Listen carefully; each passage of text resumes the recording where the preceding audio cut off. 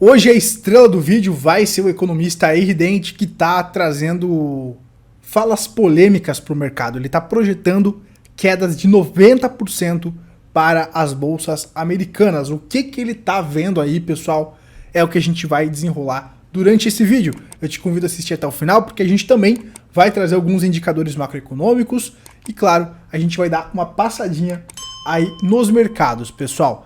E trazer um panorama de como as correções elas desenrolam. Vários eventos vão acontecendo durante as correções, durante o expurgo dos excessos aí de fim de ciclo. São movimentos longos, são movimentos que a gente observa que duram mais de um ano. Então a gente vai observar tudo isso só para quem assistir até o final. Beleza? Vamos começando aqui, seus capitalistas. Já vai deixando o seu like aí. A gente começa com o primeiro indicador macroeconômico para complementar as peças do quebra-cabeça. Todo dia a gente solta um vídeo aqui no canal. Se você é novo, recomendo que você maratone os vídeos passados para você não deixar nenhuma peça de fora aí, porque talvez isso faça toda a diferença para você compreender o contexto aí que te cerca, o contexto macroeconômico. Então a gente vai observar aqui, pessoal, o PMI de serviços. O setor de serviços geralmente é o setor mais demorado, é o último setor a cair. Primeiro a gente vai ver o setor de industrial, né, de manufatura corrigindo, certo? Pelo menos essa seria a tendência. E a gente espera, pessoal, nesse movimento de combate à inflação, a gente espera que os PMIs corrijam justamente porque isso seria, né, um sinal de enfraquecimento da economia que ajudaria a inflação a ir para a meta do Fed de 2%. A inflação ainda está longe da meta, está mais do que o dobro acima da meta, então ainda tem um longo caminho pela frente de contração econômica para que a meta seja alcançada, para que a meta do Fed seja alcançada, certo, pessoal? Então é isso que a gente observa olhando esses indicadores. E claro, esses indicadores também apontam se a consequência desse combate à inflação está se concretizando. O setor de serviços, pessoal, ele está surpreendendo aqui. Por quê? Porque ontem, no caso, dia 21, né, saiu o índice de atividade dos gerentes de compra de serviços que veio com alta, pessoal. A projeção era 51,5 e veio 53,7, indicando que o setor de serviços continua resiliente e isso poderia indicar que a inflação pode continuar persistente, tá, pessoal? Então, realmente é algo curioso que está acontecendo aí no setor de serviços, se mostra resiliente, tá? Mas lembrando que o setor de serviços é um dos últimos a demonstrar fraqueza. Alguns vídeos atrás eu trouxe o setor de manufatura que estava demonstrando fragilidade e estava chegando num nível, né, pessoal? Quando ele chega naquele nível, geralmente temos uma recessão na sequência. Então é interessante a gente observar todo o contexto, tá? Mas aqui é uma notícia ruim para o combate à inflação, mas uma notícia boa para a questão da resiliência da economia americana. E aí, olhando esse contexto todo que a gente traz aqui no canal, surge falas polêmicas de Harry Dent, esse economista aí americano, famoso de certa forma, tem matérias do Business Insider falando sobre ele, do Market Watch, então ele é conceituado lá fora, e ele já acertou algumas antecipações de correções da bolsa, pessoal. E ele tá aí com algumas falas bem polêmicas, falando que o Nasdaq pode cair 92%, e o Bitcoin ainda cair 95%. Seus capitalistas, vocês achavam que eu era pessimista? Então, agora vocês vão conhecer este senhor aqui e vamos entender o porquê que ele acredita que o Nasdaq pode cair 92%. Detalhe, até junho. Não sou eu que estou falando. Harry Dent, que é um economista, está falando que o Nasdaq pode cair aí 92% até junho, ou seja, dentro de 2 meses. Se ele acertar, seus capitalistas, vai dar bom demais, certo? Mas vamos entender aqui os argumentos dele, ok? Vamos lá. O economista Harry Dent, fundador da HS Dent Investment, autor de vários livros best-seller, advertiu em uma entrevista com David Lean, divulgada na sexta-feira, que o maior crash de nossa vida vai acontecer entre agora e meados de junho. Então tá muito próximo, pessoal. Ele foi alarmista, julgando que as pessoas, abre aspas para ele, as pessoas vão saber que isso não é uma grande correção mas um grande acidente. Um acidente que você nunca viu em sua vida, prevendo que isto acontecerá em cerca de 2 meses. Abre aspas para o Harry. Não veremos isso novamente. Não veremos uma economia bolha. Nossos filhos provavelmente nem verão uma economia bolha em décadas a partir de agora. É um evento único, no máximo, explicou. Se o que ele está falando, seus capitalistas, realmente se concretizar, esse crash seria pior do que aconteceu lá em 1929. Seria muito pior, né? Seria muito pior. Então, ele está falando que o maior acidente está por vir, é aquele que deveria ter acontecido justamente em 2008 e 2009, observando que o S&P caiu 57% na época. Abre aspas para ele. Cerca de 1 ano e meio após o início da queda, os bancos centrais entraram e começaram a imprimir dinheiro a taxas sem precedentes. Portanto, esta recessão não se livrou realmente da maior bolha de dívida da história. Ou seja, ele está falando que lá em 2008 o problema foi jogado para baixo do tapete, bate com o que a gente fala aqui no canal, pessoal. Eu concordo nesse aspecto com ele, sim. O problema que a gente está vivendo agora vem sendo empurrado com a barriga há muito tempo, com certeza. Cada vez o tapetinho, né? Lembra do balance sheet que eu mostro para vocês? Cada vez o tapetinho vai ficando maior, né? Tá aí na sua tela, seu capitalista, o Fed Balance Sheet, que é esse tapetinho que a gente comenta aqui no canal. Isso aqui, pessoal, vem sendo inflado desde 2008. O que é esse balanço do Fed? É o Banco Central Americano comprando ativos em troca de injetar liquidez. Então, como que eles imprimem dinheiro? Eles compram ativos, lá em 2008, por exemplo, foram ativos podres e, claro, quando eles compram ativos, eles colocam dinheiro no mercado. Então é dessa maneira que, cada vez mais, esse tapetinho aqui, ó, vem sendo inflado, cheio de porcaria para baixo do tapete. Uma hora isso aí vai ter que ser expurgado. Em 2008, eles não deixaram os excessos serem expurgados. O Banco Central voltou a estimular a economia com os quantitative easing, tanto é que a gente viu uma alta absurda, né, por conta de toda essa injeção de liquidez ir para o mercado financeiro. Eles imprimiram muito dinheiro, mas o dinheiro não foi para as pessoas gerais, para as pessoas comuns, para estimular uma inflação dos produtos. O dinheiro em 2008, 2009, com os quantitative easing, que se postergou por muitos anos depois, essa impressão toda, essa injeção de liquidez toda foi para os mercados financeiros, né? Por isso que as bolsas subiram muito. E ele está falando que agora talvez chegou a hora desses excessos serem limpos, né? Especificamente, Dente espera um colapso de 86% no S&P e um colapso de 92% no Nasdaq. Ele também não espera que o Bitcoin surja como um vencedor, antecipando uma queda de 95% na maior criptomoeda do mercado, citando um preço-alvo de $4.000 por Bitcoin, pessoal. $4.000 por Bitcoin são os patamares lá daquele crash que aconteceu em 2020, lá do vírus, pessoal. Então, são patamares muito baixos. Eu acho difícil acontecer, mas aqui não é a minha opinião, é a opinião do Harry Dent, certo?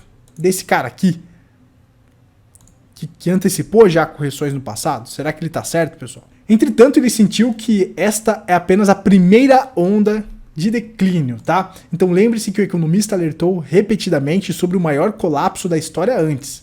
Ele lembrou que, após seu aviso anterior, o Nasdaq caiu 38% em outubro do ano passado. Entretanto, ele sentiu que esta é apenas a primeira onda de declínio e explicou que já começamos a próxima onda de declínio, que poderia levar o Nasdaq a cair para 8.000 pontos. E previu que é quando as pessoas começarão a pensar no Nasdaq. É quando as pessoas vão perceber que isto não é uma grande correção, mas um grande acidente. Um acidente que você nunca viu em sua vida e nem mesmo milênios verão um acidente maior do que esse, pessoal. Então ele está falando que é algo sem precedentes para acontecer daqui a 2 meses, cara. Será, Harry Dent? Será que você vai realmente me fazer feliz? Será que o mercado vai me fazer feliz? Porque se o mercado cair nesses patamares, aquelas opções de put que a gente garimpa aqui nos membros, e eu ensino a garimpar lá no clube, aquelas opções de put, todo o nosso caixa, vai ser muito bem utilizado, tá? E a gente vai ter uma grande oportunidade, tá? Eu acho difícil, mas é o que ele está falando aqui. O economista advertiu ainda que estamos à beira de uma terceira onda, enfatizando que ele não acredita que o Federal Reserve será capaz de detê-la. Ele explicou que o Fed estimulou demais a economia e agora deve apertar fortemente, enquanto a economia subjacente tem sido fraca desde 2008 e só se fortalecerá em alguns anos. E aí, engrossando um pouco mais o caldo para complementar a matéria e o que ele está falando, eu trago esse indicador aqui para vocês, seus capitalistas, onde aponta como esse crescimento aí ele vem sendo marginal, certo? Principalmente após os anos 2000 aqui, como está na sua tela. Perceba que o crescimento, o produto interno bruto da maior economia do mundo, que é em vermelho aqui, não acompanha o crescimento da dívida. Ou seja, a gente tem uma bolha da dívida acontecendo nesse momento. Então, em azul aqui você tem a dívida pública total com porcentagem do produto do PIB, né, do produto interno bruto. Então, realmente é algo assustador se a gente observar que a dívida está explodindo, mas o crescimento não acompanha essa dívida, um coquetel fatalmente negativo para a economia, segundo aqui a visão deste economista. Vocês concordam com ele, seus capitalistas? Aí eu deixo realmente com vocês, certo? Mas, aproveitando que a gente está falando de correções, eu quero mostrar para vocês como que geralmente as correções de fim de ciclos, né, pessoal, dos grandes ciclos, ela acontece. Muitas pessoas acham que são correções rápidas, que deveriam acabar rapidamente, mas não é bem assim que funciona, pelo menos é o que o histórico nos mostra, né? São correções que demoram mais de um ano, por exemplo. A gente ficou aí 2022 inteiro caindo, o que se assemelharia com o que aconteceu, por exemplo, em 2007, né? Uma queda lenta. E aí o bicho começou a pegar realmente lá em 2008 e só foi finalizar em 2009, certo? O topo da bolsa então foi em 2007, uma grande correção em 2008 e o fundo, né, foi ali em 2009, pessoal. E aí aqui eu quero trazer alguns fatos que aconteceram lá em 2008 para vocês entenderem, né, como que a ordem funciona. Primeiro começou com o BNP Paribas, né, que suspendeu o resgate de 2 fundos de investimento. Nesse ciclo nós temos a Blackstone, por exemplo, que estava suspendendo os saques, né? Não estou comparando, não são comparações diretas, mas para você ver que já temos aí sinais, por exemplo, semelhantes com o que antecipou aí o grande crash de 2008. Então, o BNP Paribas suspendeu resgates, o mercado teve uma pequena queda, como você consegue observar aqui, mas depois foi lá testar topo histórico, bem lateral aqui, né, pessoal, na sequência, mas o mercado corrigiu, foi buscar topo histórico. O mercado busca sempre narrativas otimistas, né? Aí, pessoal, aqui nesse fundo, o que fez o mercado realmente corrigir? Foi o BNP travando saques? Não. Foi o Bear Stearns, pessoal, aqui, ó, o Bear Stearns quebrando, né? Então o mercado corrige, já antecipando o movimento, aqui o BNP trava saques, aí o Bear Stearns quebra, o mercado corrige, olha só. E depois o mercado, com o Fed falando sobre um risco, né, de crescimento, de uma economia negativa, o Fed volta então aqui a dar sinais que ele poderia voltar a estimular a economia, e aí o mercado sobe, certo? Então perceba que alguns eventos fazem o mercado corrigir, como por exemplo a queda do Bear Stearns, que poderia se assemelhar aí com esses bancos Silicon Valley Bank e tal, que quebraram recentemente, mas aí ocorre um aceno do mercado para salvar os bancos, que tá tudo certo, o Fed vai voltar a estimular se necessário, aí o mercado sobe, certo? Aí na sequência, pessoal, o mercado volta a corrigir quando o Fed anuncia aí que ele vai começar a ficar mais afrouxando a economia, mais pro lado do afrouxamento da economia, certo? Aí o mercado corrige aqui, o Fed anuncia que vai cortar aí 75 base points da taxa de juros, e aí entra aquela história da falácia do pivô do Fed que eu já falei para vocês, de que não tem relação do juro caindo e a bolsa subindo. Perceba que é justamente quando o juro começa a cair, ser cortado de maneira forte, que a bolsa corrige mais fortemente, porque aí já deu a treta. A BNP já travou saques, o Bear Stearns já quebrou. Então perceba como a coisa acontece atrasada, né, pessoal? Não estou dizendo que isso vai se repetir exatamente igual, mas é algo para a gente ficar de olho, né? Aí depois que o Fed anuncia que vai começar a estimular a economia, que vai começar a cortar juros, né, que corta juros aqui, ocorre um bull trap, o mercado se anima, opa, vai voltar a cachaçinha, vai ter estímulo, então o mercado volta a subir, mas na sequência corrige com a notícia aqui da falência da ANP. E aí o mercado corrige mais um pouco, mais falências, aí tem uma altinha aqui na sequência, né, pessoal? Aqui nesse bull trap eu acredito que é justamente essa fase que a gente estaria vivendo do retorno normal, tá? Do retorno normal. Aí, antes do crash, o Fed votou aqui, pessoal, ó, votou um alvo de 2% nas taxas básicas, então um corte significativo. Isso aqui foi desrespeitado porque eles colocaram a zero. Quando ocorreu o crash aqui, pessoal, eles meteram 0%. A meta aqui, ó, quando estava mais ou menos bom, né, quando o mercado estava corrigindo de leve, era de 2% a taxa básica. Aí eles meteram 0%. E por isso que a gente teve tanto crescimento na sequência, porque pela primeira vez, né, pessoal, em muitos anos aí, o juro ficou 0, tá? E aí, pessoal, o que fez o crash acontecer? Depois de todos esses eventos aqui, o que fez o crash acontecer foi quando a AM é jogada no ventilador, que houve toda aquela mutreta lá com as casas de research, que alteraram as tranchas lá, lembra dos subprimes, de AAA e valia C, era tudo lixo, né? Então, o Lehman Brothers aí nessa história quebra, né, pessoal? Outro banco que quebra, e aí o pânico se instala, e aí sim ocorre a capitulação, né? Então a treta começa em 2007, certo?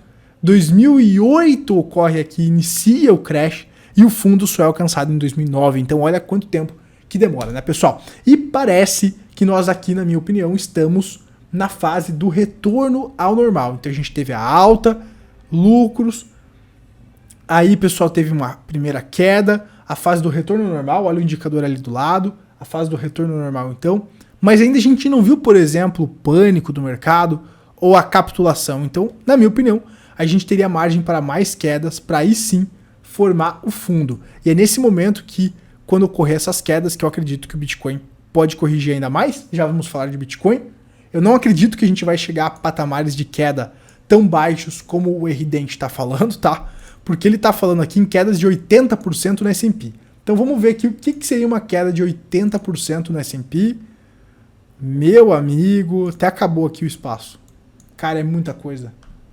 Deixa eu colocar aqui no semanal. Deixa eu deletar essa imagem aqui, porque é muita queda, gente. Acho muito difícil, mas não duvido de nada. Eu espero o melhor e me preparo para o pior, assumindo humildade sempre. Olha, queda de 80% é fundo do subprime, cara. É muito difícil de acontecer, mas eu não duvido de nada, né? Então o Eridente está falando que pode cair próximo lá do fundo do 2008. Eu sou um pouco mais otimista, tá, pessoal? Eu acredito que a gente pode ter uma correção de 0,5 que, inacreditavelmente, bate exatamente aonde eu fiz o meu desenho aqui, tá? Isso aqui foi realmente sem intenção nenhuma, foi pura coincidência. Eu acredito que a gente pode então ter algo parecido com o que eu desenhei aqui para vocês, uma correção de 0,5 de Fibonacci, tá?